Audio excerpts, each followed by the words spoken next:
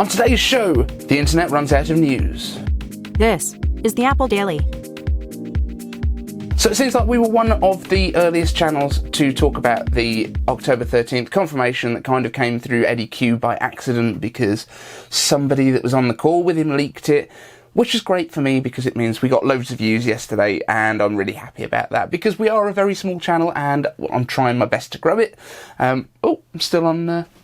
Yeah, as I say, we are a very small channel. We are trying to grow it. That was my subscriber stats that were up on there, and we will come to that later. Yesterday, when we were talking about the 13th of October, it wasn't really confirmed, but it was confirmed as it could be because we'd got a leak directly from someone at the top of Apple. There were a few comments down there that said, oh no, it's not confirmed because it's not been announced. No, I get that, but it's as close as we can get to having an actual confirmation when it comes from someone at Apple, even if they didn't mean for it to get out. But we literally had a picture of him on the call talking about it, so I think it's pretty safe. Also, following yesterday's video coming out, Jon Prosser did jump on Twitter and said that the 13th of October does fit in with the timelines that he's been given for the Apple event, so I think we're pretty safe on this one. Now, just to be clear, he wasn't responding to my video, he was responding to the fact that it had come out through Eddy Cue. We're not important enough for John to notice yet. Everyone go and tweet this video at Jon Prosser because it'll amuse me if he actually responds. But since then, basically all of the Apple platforms have picked up on it. They've all said sort of multiple sources, which is absolutely fine, that's brilliant. So it looks like we are definitely looking at October 13th. So in this video, we're going to quickly run through pretty much everything that we're expecting to see on October the 13th.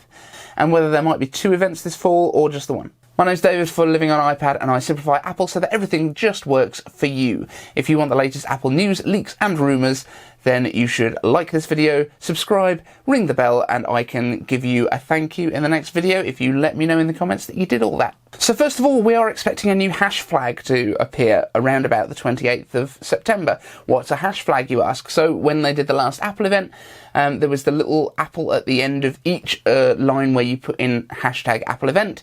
That is what's called a HashFlag, and it was a kind of special event one as well because Apple had redesigned the little heart button that animated every time you liked a post that had that hash flag on it. The current hash flag is set to expire on the 28th of September, so fingers crossed that might be the day that they actually announce the new event coming through. Normally Apple gives us a little bit more of a heads up than they did on the last one, so they only gave us a week. 2 weeks is quite possible on this one, so I think yes, we could well be looking at the 28th of September for the official announcement of the 13th of October event. That would give us 2 weeks. Of course, that means the rumour mill can all start up again because there will be something inferred into the colour of it or the shape of whatever comes at the end of it. But yeah, something will happen. So what will actually come at the event? Number one, iPhone 12, iPhone 12 Mini, iPhone 12 Pro and iPhone 12 Max. Those are pretty solid rumours, I would guess, at this point. Normally we do get an iPhone most years. The iPhones will be coming with the A14 chips, OLED displays all round for the first time, 5G support all round, although different 5G in the Pro models. They're going to get the super fast millimetre wave stuff that only works if you stood right next to the tower and you hold your phone next to it. And also, of course, the brand new design language coming to iPhones from the iPads with those nice solid side bezels that are flat. What else are we likely to see? AirTags. I think AirTags are finally going to come out.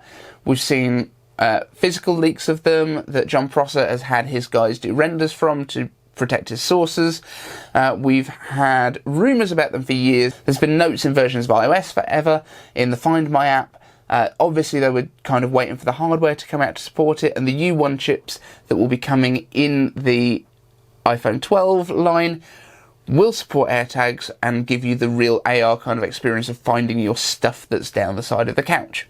Wireless charger. I think this is also pretty solid because the iPhone 12 is going to have that magnet ring built into the back of it that we've seen the leaks from. I think Zone of Tech was one of the first guys that was leaking this. I do think that we are definitely going to see a wireless charger from Apple. Whether it's actually announced at the event or not, I'm not sure. I think it probably will be, but it's not going to be as exciting as AirPower was. The whole point of AirPower being that you could throw your devices just anywhere on the mat and it would charge because it had multiple coils. I think the fact that they're putting the magnet rings in is to specifically locate whatever device it is on the magnet ring so that it charges faster than normal.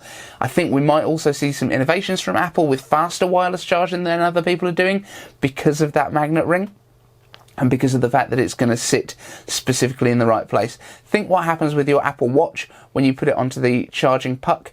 It makes sure that it is in exactly the right place, and it holds that charger on as well, so that you're not going to just come back to it and find it's shifted slightly and not charged. macOS Big Sur, I think, is pretty much solid to be announced at the October event too. They've started accelerating the beta releases, as I mentioned in yesterday's video, and I do believe that that is because they want to have it ready to release to the public at the next event. They might well do what they did at the last event as well and release it the next day to the public. But fingers crossed they'll actually let the developers know a little bit earlier this time so that the apps can all be ready for it. Now, one of the big things that Big Sur will support that no operating system has in the past is Apple Silicon. So I do think, as I mentioned yesterday, that we will be seeing the first Apple Silicon Mac come out at the event. I'm pretty sure it's going to be the base level laptop of whatever kind it ends up being, whether that's a MacBook or a MacBook Pro 13 or a 14 maybe, if they decide to squeeze in that bigger display earlier than we expect. But if you want to know more about Apple Silicon, I put out a huge video about it yesterday,